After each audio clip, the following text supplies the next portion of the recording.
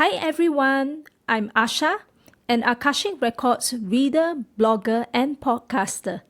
In this series, we will demystify the Akashic Records by bringing to you bite-sized contents on frequently asked questions relating to the Akashic Records. We will also explore topics relating to spirituality, as well as practical application, learnings, and reflections in the Akashic Records. My Akashic Masters are very excited to join us in this journey. We send much love, light, and blessings to all. Welcome to episode 39 on what I took on from my extended family. Today, I am in the mood to reflect on what I took on from my extended family, specifically my dad's side of the family. I grew up in a conservative family that subscribes to traditional Chinese culture and values. That includes the belief systems on money, which religion, deities, and rituals to subscribe to, the hierarchy between elders and younger ones, and between males and females, and the kind of interactions that people should engage in. Most of these, in turn, were imparted from my dad's side of the family, whether knowingly or unknowingly. My dad was the eldest in the family of 6 siblings. In those days, it was normal for couples to give birth to many children. As such, it was a real struggle for couples to earn enough to feed and clothe the entire family. In those days, it was even normal for couples to give away their children to be adopted by others. Therefore, it was a luxury to afford to educate their children. Seen in this context, my dad was rather blessed. His dad paid for his educational expenses all the way to university, where he graduated with a prestigious degree in chemical engineering. My mom often shared with us how extremely frugal my dad was, in order not to burden his parents financially. My dad kept track of all his expenses diligently and survived years of university education with only 2 shirts on rotation. Upon graduation, my dad quickly found a job and took it upon himself to pay monthly allowances to his parents to repay what they gave him and more. Despite my dad's efforts and sincerity, I grew up witnessing the strangely frosty relationship between him and his dad. Nobody could really pinpoint how their relationship ended up as such. To me, it felt as if their relationship was centered around money. Without money, perhaps there was nothing left in their relationship. My dad was expected to keep up with a decent amount of allowance to his dad, failing which his dad would reciprocate with a nasty face and sarcastic remarks. Both of them could barely communicate with each other. My dad would often blurt out honest, direct, and insensitive comments that were not well received by his dad, who much preferred others to praise and hold him in high regard.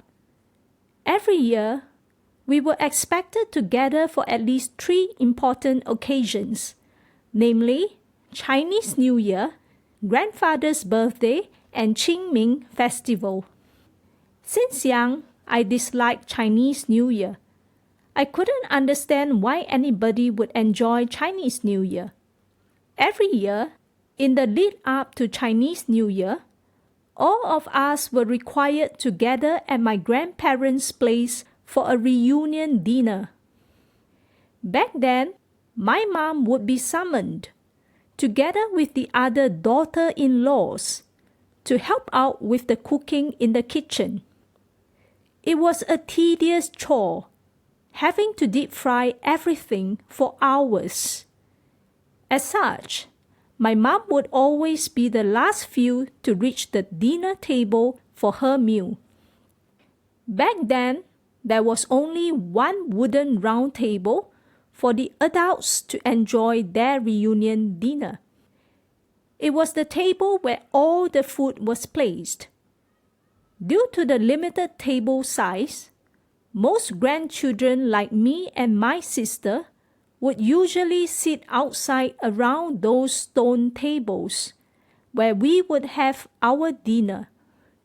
As I was quite short last time, I couldn't really see or grab the food in the main table, which was way too crowded with the adults. As such, my sister and I often had to search for my mom in the kitchen so that she could help us to take some food. The family culture for eating was on a first-come, first-served basis. Everybody was self-centered and only made sure they got the best for themselves.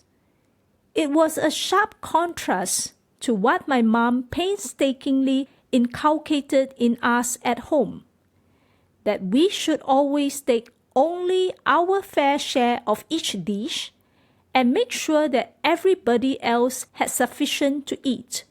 When we eat, we need to think of others. I also had my first taste of what hierarchy meant in the family. The wooden round table was exclusively reserved for my grandparents, my grandmother being wheelchair-bound, my dad, his siblings and spouses, and selected grandchildren.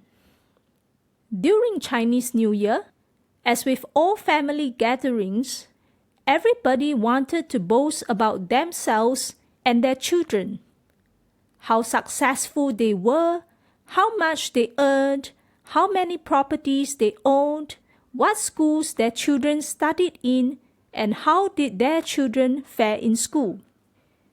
At the same time, there was frequently this feeling of jealousy and deep mistrust lurking within everybody's hearts. It felt as if the purpose of interaction was not a genuine, heartfelt desire to know each other better. Rather, everybody wanted to win. Nobody wanted to lose. It felt like Chinese New Year was the perfect, long-awaited opportunity to flaunt themselves and their children, and to finally win everybody else. My dad was no exception. He would fight hard for airtime by talking loudly and felt the need to publicize all our official examination results, sometimes even with the result slips as supporting evidence. Of course, you could imagine the lukewarm response, or even jealousy creeping in the hearts of others. After each Chinese New Year until the next time we gather, my dad's conversations at home would frequently center around his siblings and their children, particularly their responses and expressions, which indicated that they were unhappy, jealous, or not truthful. It felt like a detailed analysis of everybody for months after the Chinese New Year ended. To be honest, I usually find it exhausting and almost unbearable to tune in to all these conversations at home. It didn't help that these conversations went on repeat mode, sometimes even for decades. To a certain extent, I am directly or indirectly influenced by these memories and the associated belief systems. To me, it comes in the form of triggers, such as my dad's obsession with money, the perceived selfish behavior of others, the unfairness, anger, and resentment towards generally accepted societal norms on hierarchy based on age, seniority, or gender, as well as the perceived boastful behavior of others. At the same time, it is a gentle reminder to me to choose who I truly want to be amidst all these dualities. Am I mindfully aware of all my thoughts, emotions, and feelings bubbling within? If not, what are they? Am I ready to let go and make peace with those thoughts, emotions, and feelings that do not serve my highest good? If not, what is holding me back? These days, I have also been wondering to myself these questions. 1. How can I hold a conversation with others without gossiping about others? 2. How can I be less judgmental towards myself and others around me? Are my judgments based on old or false beliefs? 3. How can I listen more than I speak? 4. How can I speak sparingly and appropriately out of love, respect, and compassion? 5. What is my intention when I speak? I can imagine how my life would be transformed to the next level if I internalize and practice the above points. Seen in this light, I can see how these experiences become my friend rather than my foe. Much to work on. Masters, would you have anything to share with us? Most of us have our own version of family drama. It is an issue that pervades almost every household.